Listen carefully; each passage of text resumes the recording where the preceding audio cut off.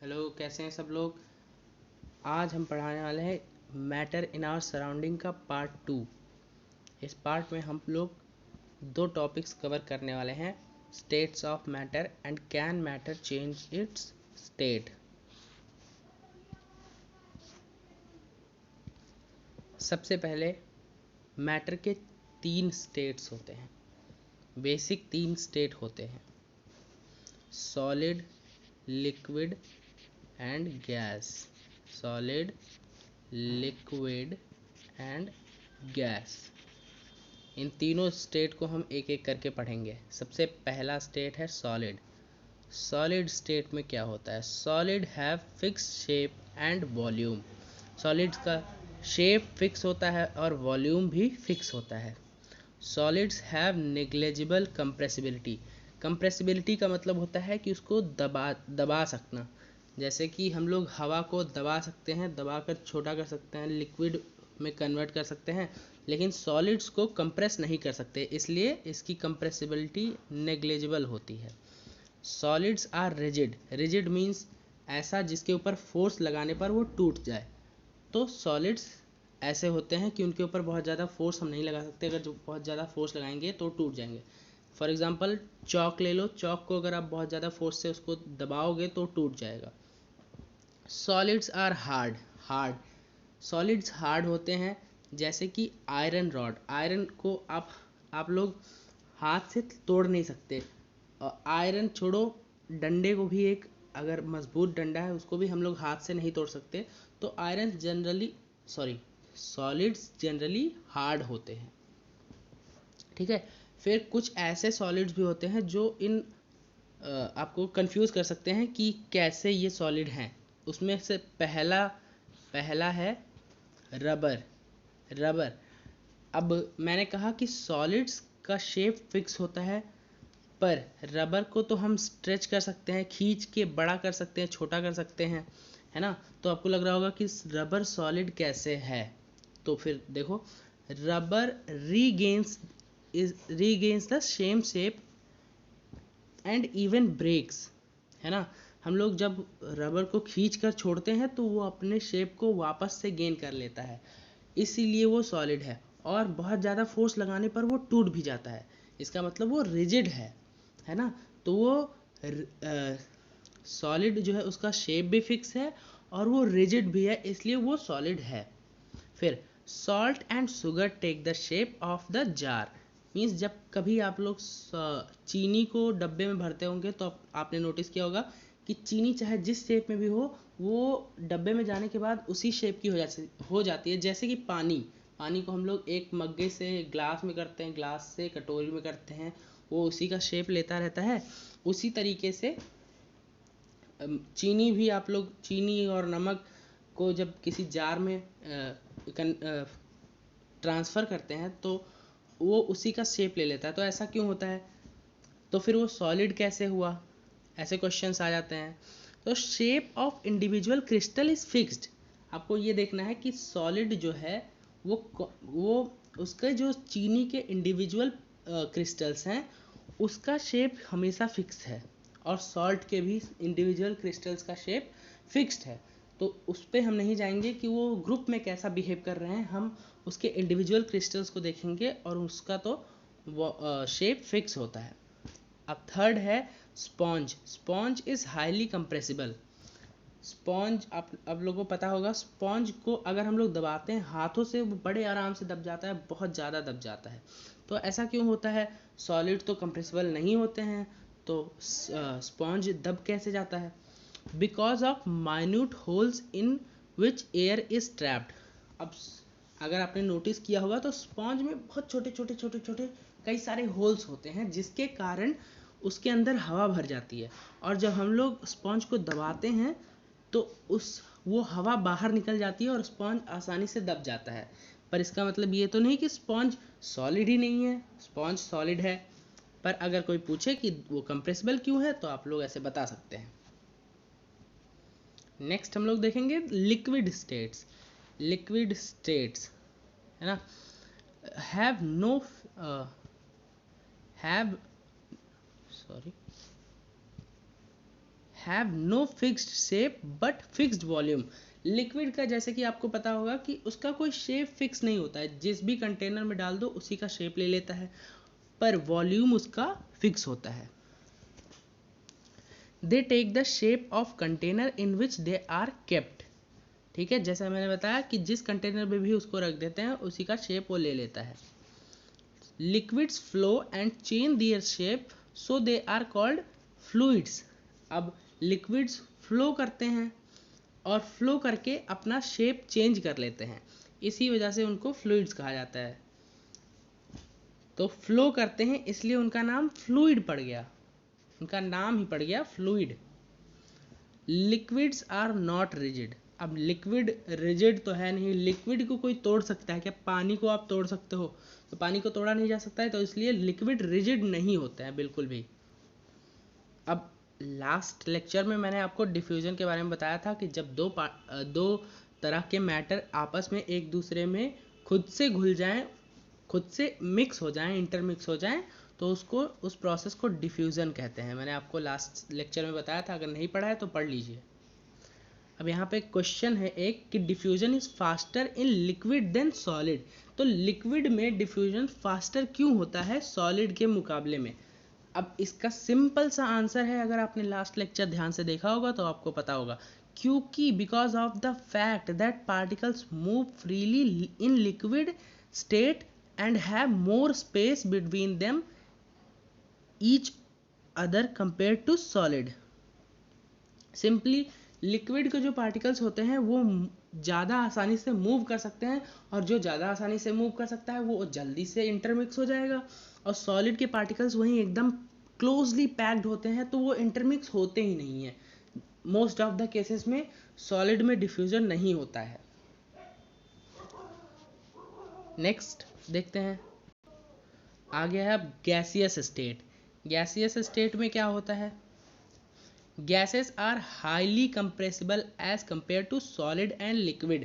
तो गैसेस जो हैं उनकी सबसे खास बात यही है कि वो बहुत कंप्रेस हो सकते हैं, क्योंकि यहाँ पर देखो जो गैसेस के पार्टिकल है वो बहुत दूर दूर हैं, और बहुत दूर दूर होने की वजह से वो बहुत ज़्यादा कंप्रेस हो सकते हैं, उनकी कंप्रेसिबिलिटी बहुत हाई होती है लिक्विड और सॉलिड के कंपैरिजन में। ठीक है, सेकेंड प्रॉपर्टी देखते हैं, एग्जाम्पल देख लेते हैं। जैसे एलपीजी है, एलपीजी हमारे घरों में आता है, liquid petroleum gas. Liquid petroleum gas हमारे घर में खाना बनने के लिए यूज़ होता है।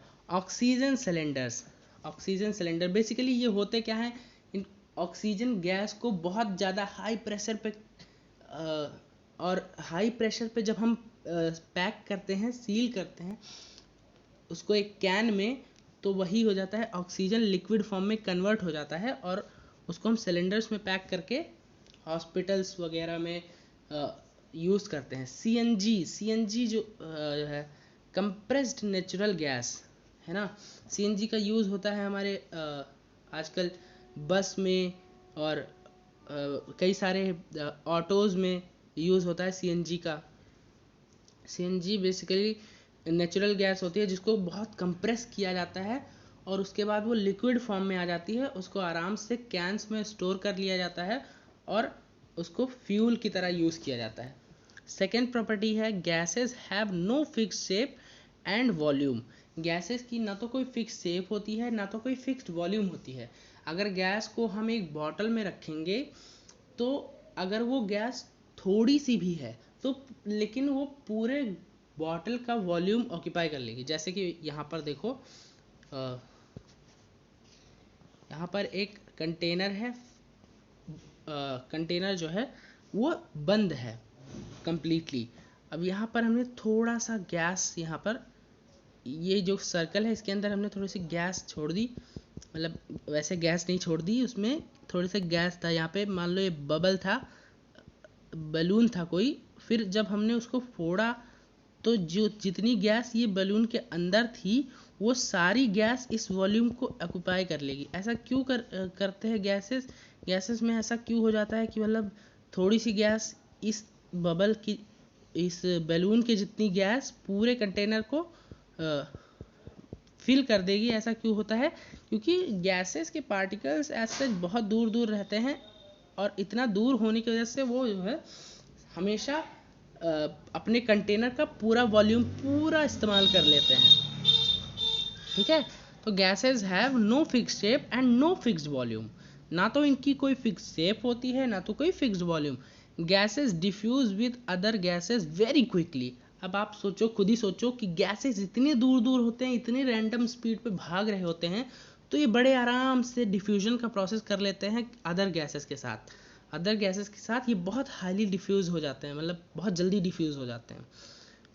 डिफ्यूजन बहुत फास्ट होता है। ठीक है, फिर लास्ट प्रॉपर्टी देखते हैं, particles of gases move randomly at high speed.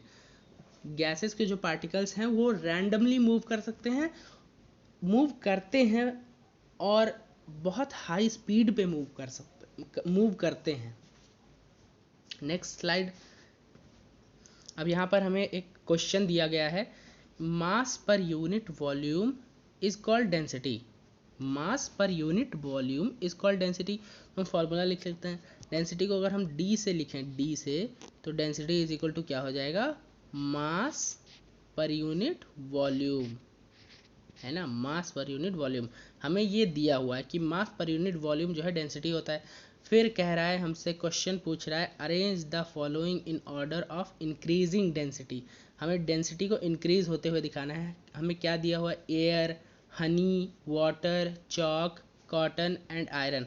तो अब इन सब की डेंसिटी को हमें एक अरेंज करने के लिए हमें तो इनका मास और वॉल्यूम पता होना चाहिए, पर जो हम एक जनरल फॉर्मूला निकाल सकते हैं कि मास डेंसिटी किस तरह से बढ़ती है। तो उसके लिए हम जो है सिंपली सॉलिड्स जो है, सबसे ज़्यादा सॉलिड्स का मास सबसे ज़्यादा होता है ना। सॉलिड्स का मास मैक्सिमम होता है, और लिक्विड्स का इंटरमीडिएट होता है, बीच में कहीं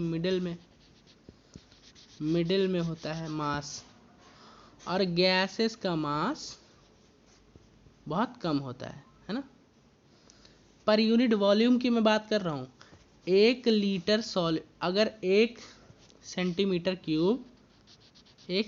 क्यूब आप लोग समझते होंगे ना, 1 सेंटीमीटर क्यूब यानी 1 सेंटीमीटर का एक डब्बा, जिसकी हाइट, लेंथ, ब्रेथ सब कुछ 1 सेंटीमीटर है, ऐसा कुछ है ना। इस डब्बे में जो सॉलिड आ सकता है वो सबसे ज़्यादा वजन वाला होगा, लिक्विड जो है इंटरमीडिएट वजन वाला, और सबसे हल्का गैस होगा। इसका मास सबसे कम होगा, मिनिमम होगा, इस मिनिमम मास पर सेंटीमीटर क्यूब। 1 सेंटीमीटर क्यूब में सबसे कम वजन गैस का होगा, उससे ज़्यादा लिक्विड का, और सबसे ज़्यादा वजन सॉलिड का होगा। तो हम कह सकते हैं कि सबसे ज़्यादा डेंसिटी सॉलिड की होती है, और उससे कम डेंसिटी लिक्विड की, और सबसे कम डेंसिटी गैस की होती है। जैसे यहाँ पे हम लिख सकते हैं डेंसिटी के टर्म्स में, डेंसिटी के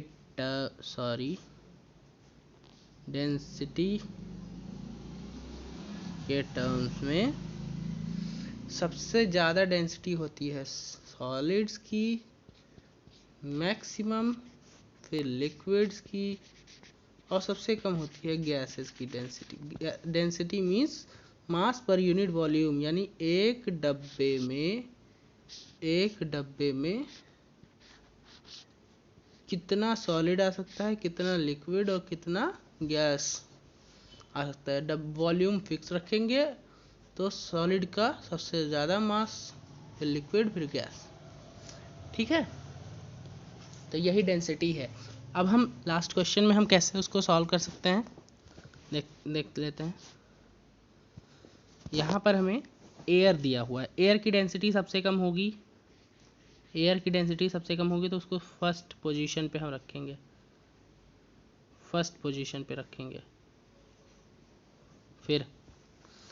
फिर एयर, और कुछ है एयर के कंपैरिजन में।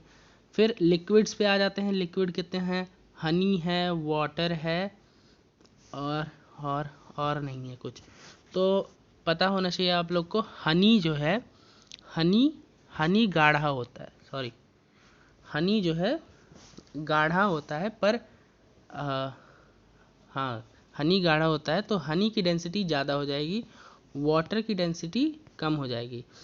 तो जो कम है उसको पहले रखो, ये सेकंड, सॉरी, और ये हनी थर्ड पोजीशन पे आ जाएगा। फिर सॉलिड्स में चॉक है, कॉटन है और आयरन है। अब यहाँ पर देखो, वाटर के कंपैरिजन में कॉटन की डेंसिटी अगर हम देखें तो कॉटन की डेंसिटी कम होगी वाटर के कंपैरिजन में, तो हम इसको सेकंड कर देंगे, फिर इसको थर्ड कर देंगे, वाटर को थर्ड कर देंगे और इसको फोर्थ कर देंगे, और उसके बाद हमारा आ जाएगा आयरन फिफ्थ पोजीशन पे, सॉरी, चॉक फिफ्थ पोजीशन पे, फिर आयरन सिक्स्थ पोजीशन पे। ठीक है, समझ में आया? सबसे पहले एयर सबसे हल्का, तो इसकी डेंसिटी सबसे कम होगी। फिर सेकंड पे आ जाएगा हमारा कॉटन भी जो है हल्का होता है। उसके बाद हमारा आ जाएगा वाटर, फिर हनी, फिर चॉक, फिर आयरन। ठीक है, नेक्स्ट स्लाइड पे चलते हैं।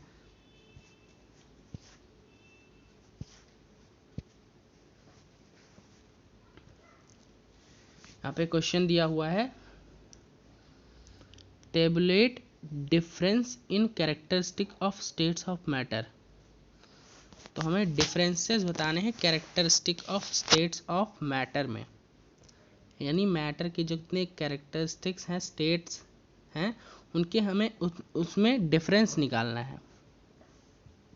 तो हम कुछ डिफरेंसेस तो यहाँ पर लिख सकते हैं, बाकी आप लोग को ढूंढना। वैसे हम लोग मैक्सिमम डिफरेंसेस लिखने की कोशिश करेंगे, जितना आपके क्वेश्चंस में आएगा उतना।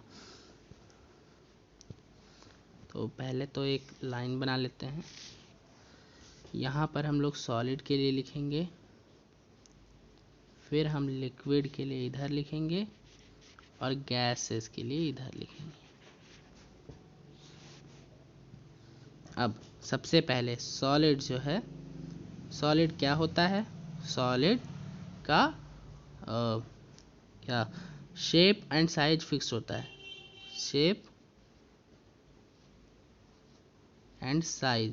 शेप एंड वॉल्यूम फिक्स्ड होता है। पर वहीं लिक्विड का शेप फिक्स नहीं होता है, पर वॉल्यूम फिक्स्ड होता है। और गैसेस का ना तो शेप फिक्स होता है ना तो वॉल्यूम फिक्स होता है। ये पहला हो गया। दूसरा देखते हैं। दूसरा, solids are incompressible dot dot dot, आप लोग लिख लेना, इनकम्प्रेसिबल। लिक्विड्स जो है वो भी नियरली इनकम्प्रेसिबल होते हैं, नियरली इनकम्प्रेसिबल, यहाँ पे आप लोग लिख लेना।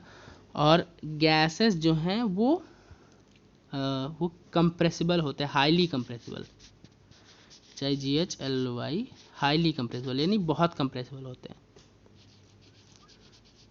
कंप्रेस, ऐसे डॉट लिख लेना। ठीक है, तो ये तीन, सॉरी अभी तो दो हुआ ना, एक और लिख लेते हैं, एक और प्रॉपर्टी,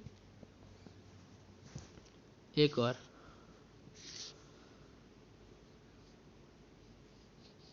सॉलिड जो है रिजिड होते हैं, रिजिड, आ जाइए इसको क्लीन कर देंगे। अरे सॉलिड्स रिजिड होते हैं, लिक्विड जो है वो नॉट रिजिड होता है, और गैसेस भी नॉट रिजिड होते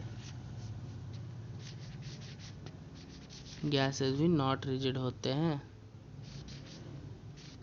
रिजिड की स्पेलिंग गलत हो गई, देख लेना। रुको सही से लिख देता हूँ।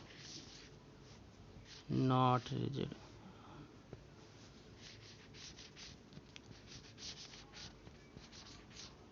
ठीक है, ये हो गए हमारे 3 पॉइंट्स। आगे चाहो तो कंपेयर करके और लिख सकते हो। नेक्स्ट पॉइंट पे चलते हैं। नेक्स्ट क्वेश्चन है हमारा गिव रीजन। गिव रीजन पहला है a gas fills completely the vessel in which it is kept. तो इसका क्या रीजन हो सकता है? सिंपल सा रीजन है, क्योंकि गैसेस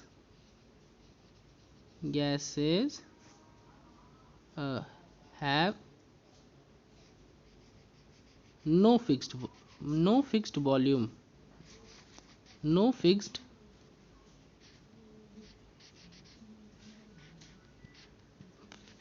वॉल्यूम। गैसेस का वॉल्यूम फिक्स नहीं होता है, इसलिए वो जिस भी कंटेनर में रखे जाते हैं उसको पूरा ऑक्यूपाई कर लेते हैं, पूरा वॉल्यूम उसका यूज़ कर लेते हैं, है ना।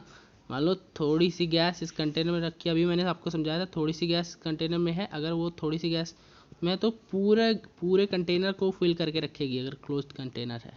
ठीक है, तो ये हो गया फर्स्ट का आंसर। सेकेंड क्वेश्चन है a gas exert pressure on the walls of the container. अब गैस जो है इस कंटेनर पे गैस जो है फोर्स लगाती है इस कंटेनर के वॉल्स पे।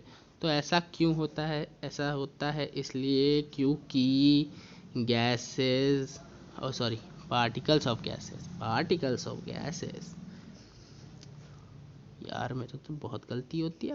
Particles of gases move randomly at high speed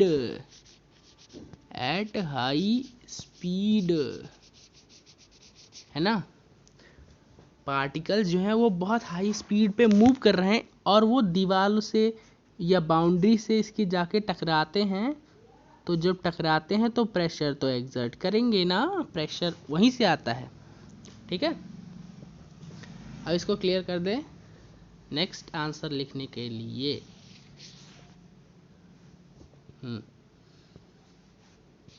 next question क्या है? A wooden table should be called a solid. Wooden table should be called a solid. Wooden table को सॉलिड क्यों कह सकते हैं? ऐसा एक क्वेश्चन कहना चाहता होगा, शायद कंफर्म कर लेते हैं। A wooden table should be called a solid. इसका रीज़न क्या है? इसका रीज़न ये है कि वुडन टेबल जो है वो हम सॉलिड की प्रॉपर्टी लिख देंगे बस, सिंपल। यहाँ पे कुछ आंसर्स तो ऐसे होते हैं जिनमें फालतू दिमाग लगाने की ज़रूरत ही नहीं होती है। तो वुडन टेबल है, उसकी क्या प्रॉपर्टीज़ के कारण उसको हम सॉलिड कह सकते हैं? तो वुडन टेबल क्या है? उसका फिक्स शेप और वॉल्यूम है। Fix shape, volume, shape and volume. Second, वो जो है रिजिड है। बस 2 प्रॉपर्टीज़ काफ़ी हैं, आप चाहो तो और लिख सकते हो। ठीक है, इसको इरेज करेंगे नेक्स्ट आंसर लिखने के लिए। नेक्स्ट हमारा क्वेश्चन है can we easily move our hand in air but to do the same through a solid block of we need a karate expert. कहना चाहता है कि जब हम लोग हवा में अपने हाथों को आराम से मूव कर सकते हैं, पर सॉलिड में अपने हाथों को आराम से मूव करने के लिए हमें कराटे एक्सपर्ट की ज़रूरत पड़ेगी, ताकि वो दीवार को अपने हाथ के झटके से ही तोड़ दे, है ना। ऐसा क्यों होता है? तो सिंपल इसका आंसर इसका वेरी सिंपल। गैसेस के जो पार्टिकल्स होते हैं, पार्टिकल्स आर सॉरी आर नहीं, have large space between them, but particles of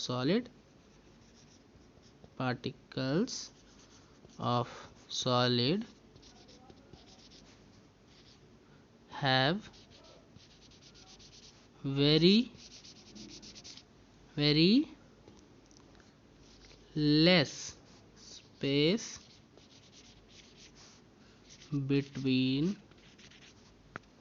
them, है ना। सॉलिड्स के पार्टिकल्स जो होते हैं उनके बीच में बहुत कम स्पेस होता है, और गैसेस के पार्टिकल्स के बीच में बहुत ज़्यादा स्पेस होता है। इसी वजह से हम लोग गैसेस में अपना हाथ आराम से मूव कर सकते हैं, लेकिन सॉलिड्स में नहीं कर सकते। नेक्स्ट स्लाइड पे चलते हैं। नेक्स्ट क्वेश्चन हमें है, कह रहा है liquids generally have lower density as compare to solids, but you must have observe that ice floats on water, find out why. अब कह रहा है लिक्विड की जनरली जो डेंसिटी होती है वो सॉलिड से कम होती है, पर जो लिक्विड वाटर होता है, वाटर मान लो यहाँ पे ऐसे हम लोग वाटर ड्रॉ कर देते हैं, वाटर होता है, उसके ऊपर आइस ये आइस है, वो आइस जो होता है, आइस क्यूब्स उसके ऊपर तैरते हैं। फ्रिज से कभी आइस निकालो, उसको पानी में डालो तो आइस पानी के ऊपर फ्लोट करेगा। ऐसा क्यों है? जब डेंसिटी ज़्यादा है, यानी वो ज़्यादा मास गेन किए हुए है, तो उसको तो नीचे चले जाना चाहिए, डूब जाना चाहिए, लेकिन वो डूब ही नहीं रहा है। इसको आइस को डूब जाना चाहिए, क्योंकि ये तो सॉलिड फॉर्म में है, और हमने देखा अभी कि सॉलिड जो है वो ज़्यादा हैवी होता है, पर ऐसा नहीं हो रहा है। तो इसके पीछे का कारण बताओ, हमसे क्वेश्चन में यही पूछा है। तो इसके पीछे का कारण थोड़ा सा कॉम्प्लिकेटेड है, लेकिन हम लोग पूरा कारण इस क्लास में नहीं जानेंगे। हम लोग जितना सीखे हैं उतना ही देखेंगे। Liquid generally have low density as compare to water, but you must have observe that ice floats on water, find out why. Ice क्यों फ्लोट करती है? तो ऐसा इसलिए होता है क्योंकि आइस जो है, इसकी डेंसिटी बेसिकली कम हो जाती है। जो लिक्विड वाटर होता है उससे आइस की डेंसिटी कम होती है। लिक्विड वाटर की डेंसिटी ज़्यादा और आइस की कम, इसीलिए आइस जो है फ्लोट कर सकता है। यहाँ पर देखो एक फिगर दिया हुआ है, ये लिक्विड है, और यहाँ पे हमें आइस का फिगर दिया हुआ है, आइस का, है ना। यहाँ पर देखो पार्टिकल्स कितने क्लोज हैं, तो इसकी डेंसिटी ज़्यादा होगी ना, और इसकी डेंसिटी कम होगी, क्योंकि सॉलिड फॉर्म में आने के वजह से इसके पार्टिकल्स बहुत वेल अरेंज हो गए, इस वजह से इसकी डेंसिटी भी कम हो गई। नेक्स्ट, अब आ जाते हैं अपने नेक्स्ट टॉपिक पे, can matter change it's state. इसके लिए सबसे पहले एक छोटा सा एक्टिविटी करना होगा। हम लोग एक बीकर में आइस लेंगे। यहाँ पर वाटर दिख रहा है, पर इसको आइस मान लो, अभी के लिए आइस मान लो इसको, ठीक है। एक बीकर में आइस ले लेंगे, उस आइस को हम लोग क्या करेंगे, हीट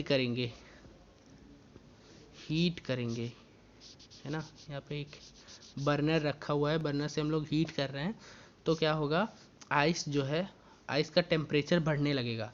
यहाँ पे हमने थर्मामीटर भी लगाया हुआ है ताकि हम लोग टेम्परेचर नोट करते रहें।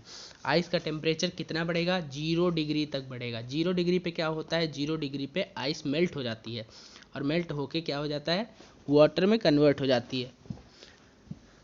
तो अब यहाँ पे 0 डिग्री पहुँचने पर एक ख़ास चीज़ होगी, जैसे हम लोग 0 डिग्री पे पहुँचेंगे तो हमारा टेम्परेचर बढ़ना कम हो जाएगा, रुक जाएगा, और जब पूरा आइस वाटर में कन्वर्ट हो जाएगा तब फिर से हमारा टेम्परेचर बढ़ना शुरू होगा। अब यहाँ पे टेम्परेचर क्यों नहीं बढ़ रहा है, गेस करो। क्योंकि टेम्परेचर जो है वो यूज़ हो जा रहा है सॉलिड को लिक्विड बनाने में, और ऐसे हीट तो कंटिन्यूसली सप्लाई हो रही है ना, तो इस हीट को हम कहते हैं लेटेंट हीट, यानी कि जिसकी वजह से टेम्परेचर बढ़ ही नहीं रहा है। ये छुपा हुआ हीट है। लेटेंट का मतलब होता है छुपा हुआ, है ना। तो इस हीट को हम लेटेंट हीट कहते हैं। आगे लेटेंट हीट को हम थोड़ा और डिटेल में जानेंगे और आगे चलते हैं।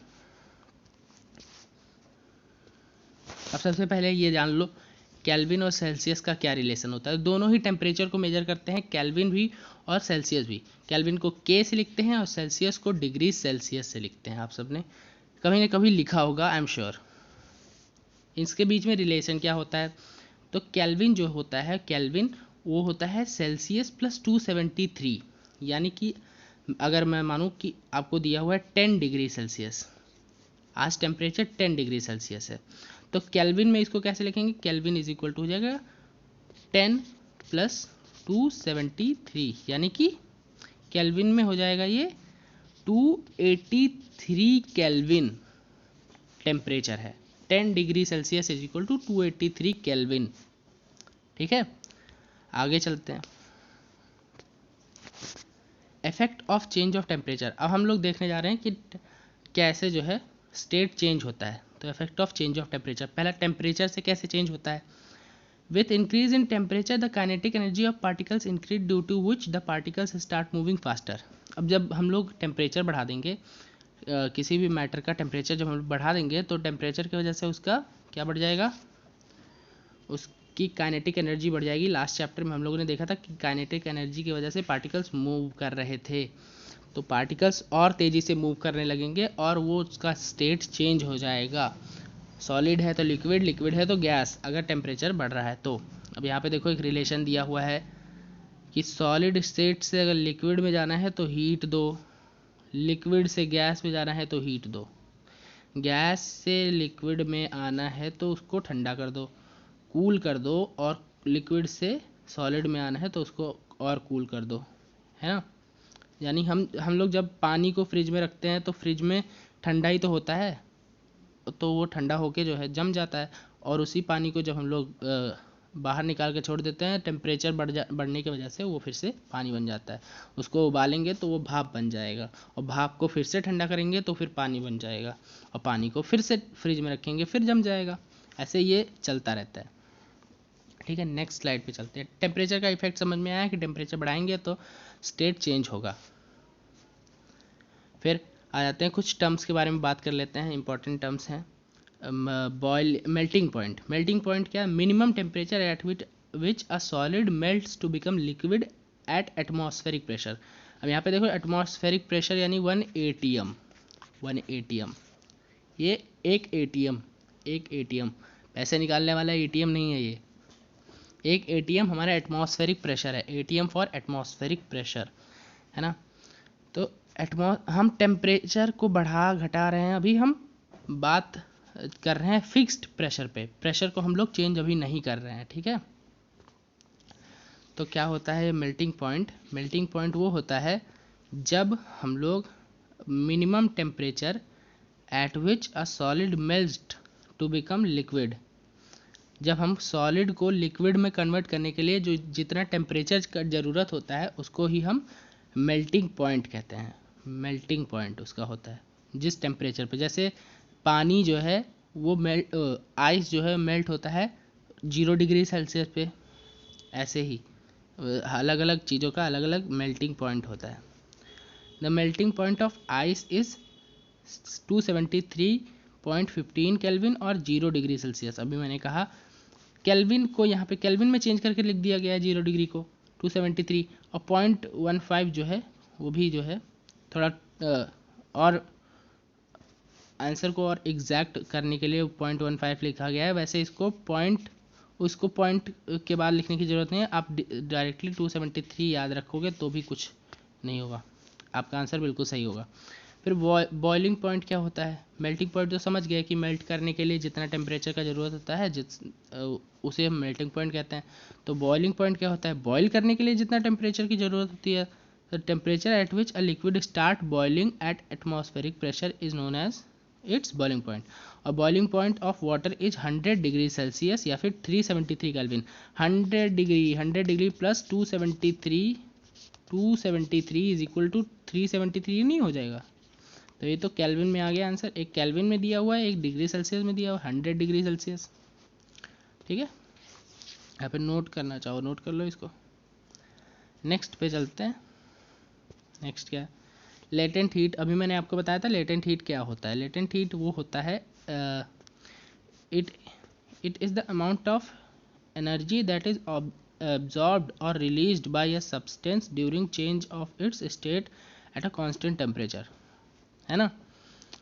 तो क्या करते हैं, जैसे जैसे यहाँ पर एक आइस जो है मेल्ट हो रहा है, आइस मेल्ट हो रहा है, नीचे से हम लोगों ने आग लगा रखी है, इसके नीचे से ज़िंदगी में इसके आग लगा।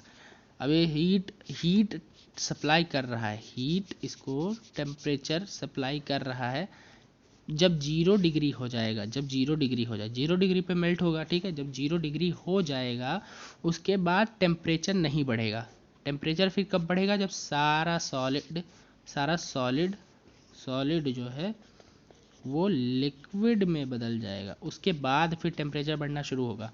तो तब तक का हीट कहाँ चला गया, हीट जो है इसमें एब्जॉर्ब हो गया। वही हीट जो एब्जॉर्ब हो गया स्टेट को चेंज करने के लिए, या फिर जो रिलीज हो जाता है स्टेट को चेंज करने के लिए, उसी को हम कहेंगे लेटेंट हीट। और लेटेंट हीट दो तरह के होते हैं, आगे देखते हैं कैसे होते हैं दो तरह के।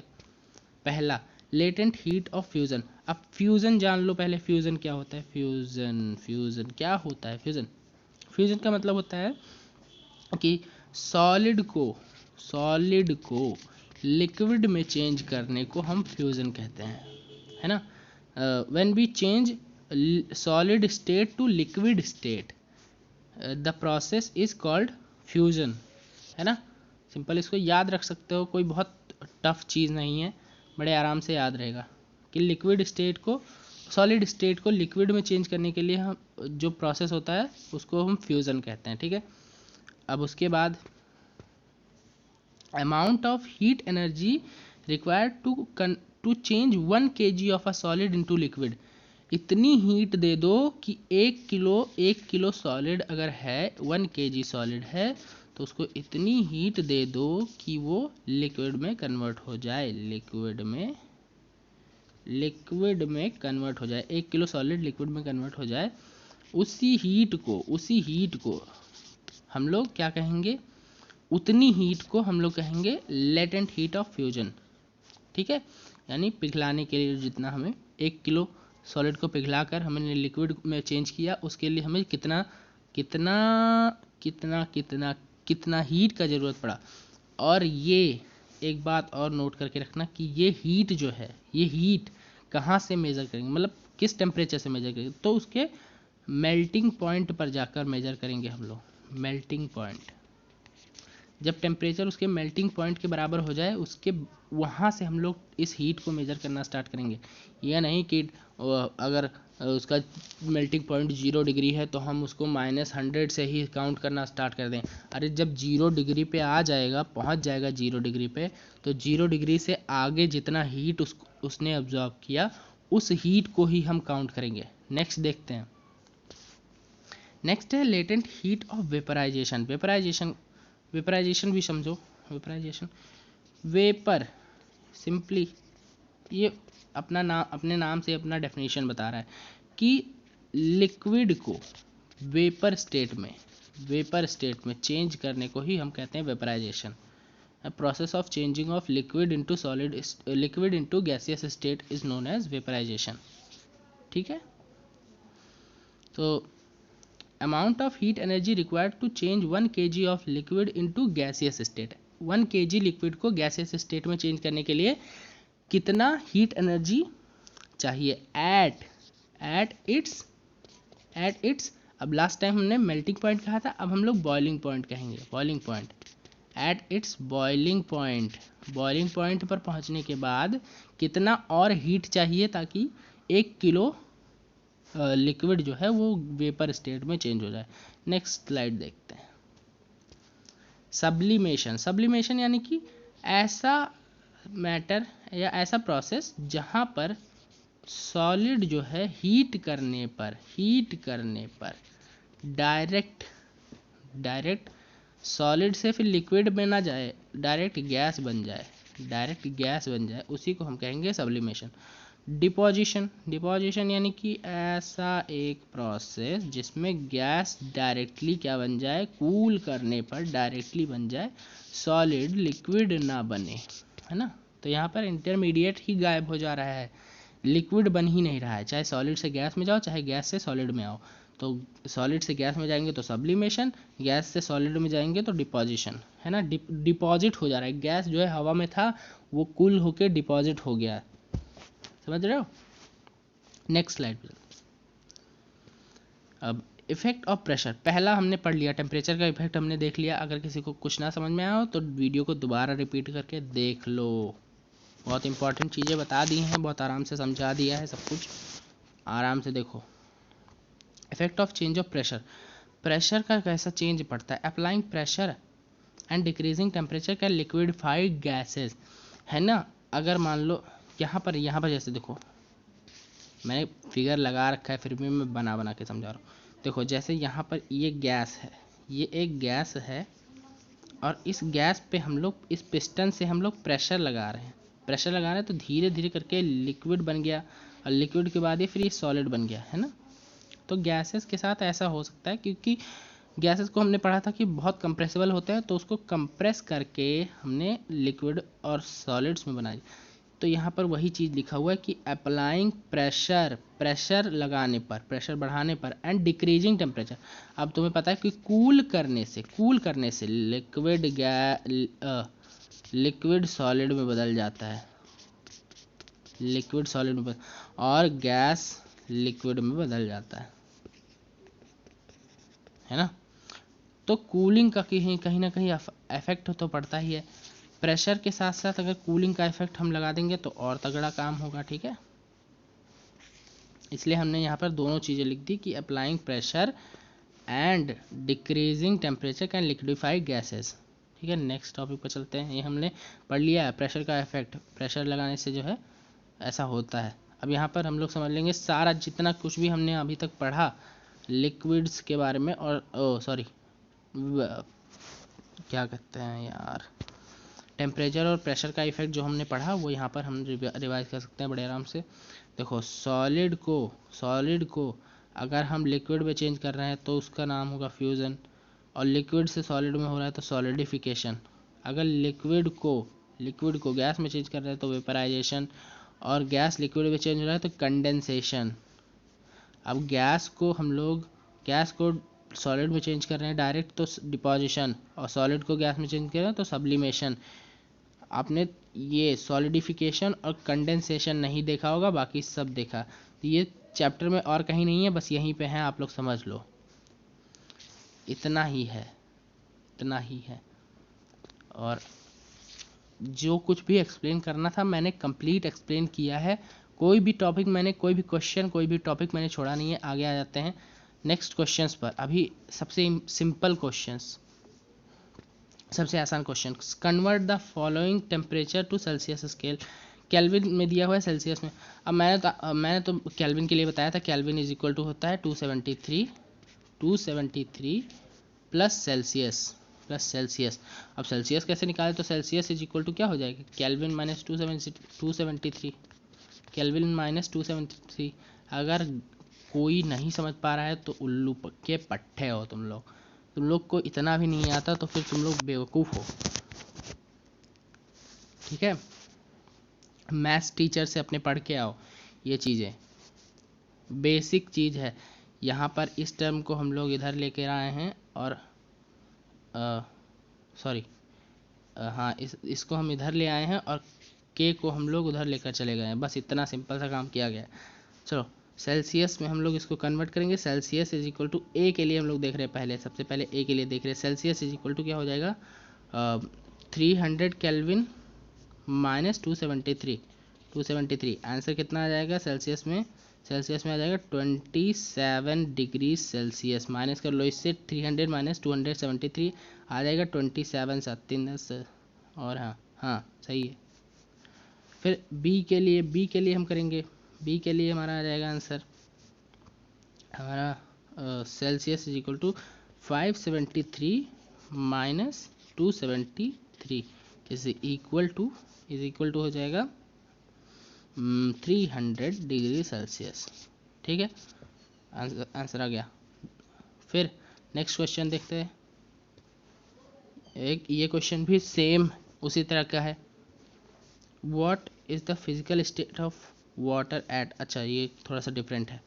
देखो 20 वाटर का फिजिकल स्टेट हमें बताना है कि किस स्टेट में प्रेजेंस होगा इन टेम्परेचर्स पर। तो ए है हमारा 250 डिग्री सेल्सियस, तो हमें पता है 100 डिग्री पर, तो 100 डिग्री पर तो वाटर बॉयल हो जाता है। वाटर 100 डिग्री सेल्सियस पे बॉयल हो जाता है।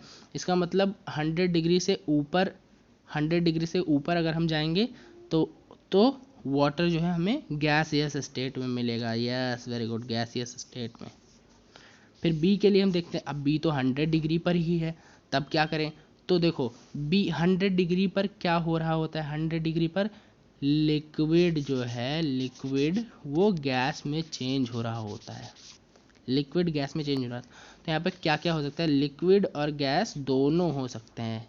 लिक्विड भी हो सकता है, गैस भी हो सकता है। फिजिकल स्टेट लिक्विड और गैस दोनों हो सकता है। ठीक है, हो गया, खत्म। For any substance why does the temperature remain constant during the change of state. अच्छा, अब ये पूछ रहा है कि टेम्परेचर क्यों कांस्टेंट रहता है जब हम लोग स्टेट को चेंज कर रहे होते हैं। जैसे लिक्विड से अगर हम लोग गैस बना रहे हैं तो इस बीच में टेम्परेचर जो है, मान लो गैस कब बनता है, वाटर का एग्जांपल लेंगे हम लोग, 100 डिग्री सेल्सियस पे गैस बनता है। ठीक है, वेपर फॉर्म में। तो इस जगह पे टेम्परेचर चेंज क्यों नहीं होता है? आप लोग खुद सोचो, मैंने अभी बताया था, क्योंकि जो हीट एनर्जी है, हीट एनर्जी इज यूज्ड, कहाँ यूज हो जा रही है भैया? ये टेम्परेचर नहीं बढ़ा रही है, used to change the state, है ना। जो हीट एनर्जी है वो तो स्टेट को चेंज करने में बिजी है, तो टेम्परेचर को तो बढ़ा नहीं रही है अभी। अभी जब वो स्टेट को चेंज कर लेगी तब टेम्परेचर को बढ़ाएगी। ऐसे याद कर सकते हो, ठीक है, कि जो हीट एनर्जी है वो टेम्परेचर पे अभी ध्यान नहीं दे रही है, अभी फोकस उसका है कि लिक्विड को कैसे वो गैसेस में कन्वर्ट कर दे। ठीक है, तो यहाँ पे मैंने लिख दिया heat energy is use to change the state of matter. State of matter लिख देंगे। मैटर का अभी वो स्टेट चेंज करने में लगी हुई है, टेम्परेचर तो वो बाद में बढ़ा लेगी। लास्ट स्लाइड पे पहुंच गए हम लोग। Suggest a method to liquefy atmospheric gases. हमने देखा था गैसेस को कैसे लिक्विफाई कर सकते हैं। तो बाई मैंने देखा मतलब बताया है आप लोग को कैसे करना है लिक्विडफाई बाय अप्लाइंग प्रेशर, सॉरी ये बहुत गंदा लिख जा रहा है, by applying pressure and reducing temperature,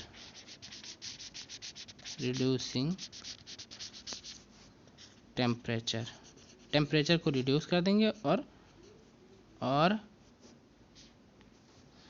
pressure बढ़ा देंगे, टेम्परेचर इंक्रीज कर देंगे, तो हमारे जो लिक्विड हैं वो सॉलिड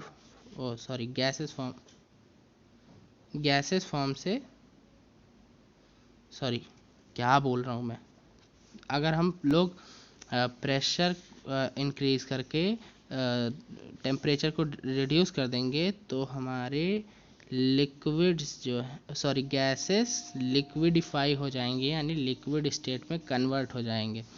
तो आज के लिए ये लेक्चर बस इतना ही, और आगे आप लोग नेक्स्ट लेक्चर में, लास्ट लेक्चर इस चैप्टर का, उसमें हम लोग मिलेंगे। तब तक के लिए गुड बाय। इसको मैं क्लीन कर देता हूँ, क्लीन कर देता हूँ।